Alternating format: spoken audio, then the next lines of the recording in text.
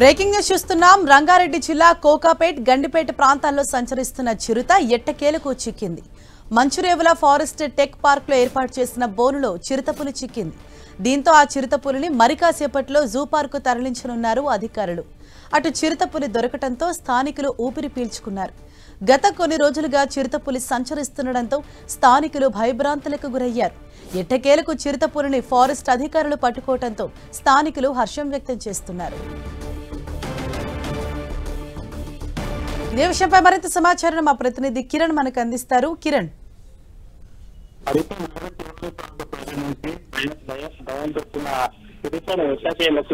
Forest అధికారులు కూడా bone లో బంధించడం జరిగింది. గడిచిన 4 రోజులుగా నార్సింగ్, గండిపేట, అదేవిధంగా గోల్కోట గెస్ట్ హౌస్ పరిసర ప్రాంతాల్లో సంచరించిన చిరుత స్థానికుల్ని భయపెట్టినట్టుగా మనం చెప్పాల్సింది. దీనికి సంబంధించిన ఆనవాళ్లను గుర్తించడం, అంతకు ముందు జేహౌన్స్ గస్తీ పోలీసులు కూడా జేహౌన్స్ క్యాంప్ హౌస్ పరిసర ప్రాంతాల్లో చిరుత సంచరిస్తున్నట్టుగా గుర్తించి స్థానిక ఫారెస్ట్ అధికారులకి సమాచారం అందించారు. చాలా చోట్ల బోన్లతో పాటు ట్రాప్ కెమెరాలను కూడా ఏర్పాటు చేయడం జరిగింది. కానీ ఆ తర్వాత గండిపేట, నార్సింగ్ పరిసర ప్రాంతాల్లో కూడా చిరుతకు సంబంధించిన పాదముద్రికలు గమనించడంతో స్థానికులు మరొకసారి ఇటు ఫారెస్ట్ అధికారులకి సమాచారం అందించారు. ఇక గండిపేటతో పాటు నార్సింగి, అటు గోల్కొండ గ్రౌండ్స్ క్యాంపస్ లో కూడా 4 ప్రత్యేకంగా బోన్లు ఏర్పాటు చేయడంతో ఎట్టకేలకి ఈ రోజు ఉదయం తెల్లవారుజామున 4-5 గంటల ప్రాంతంలో అటు ఫారెస్ట్ అధికారులు ఏర్పాటు చేసిన ఈ బోన్ లో చిరుత చిక్కినట్టుగా మనం చెప్పుకోవాల్సి ఉంది. కొద్దిసేపటి క్రితమే దాన్ని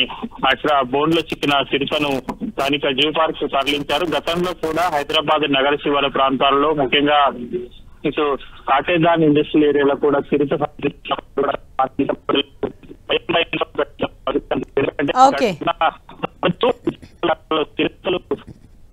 రైట్, థ్యాంక్ యూ కిరణ్.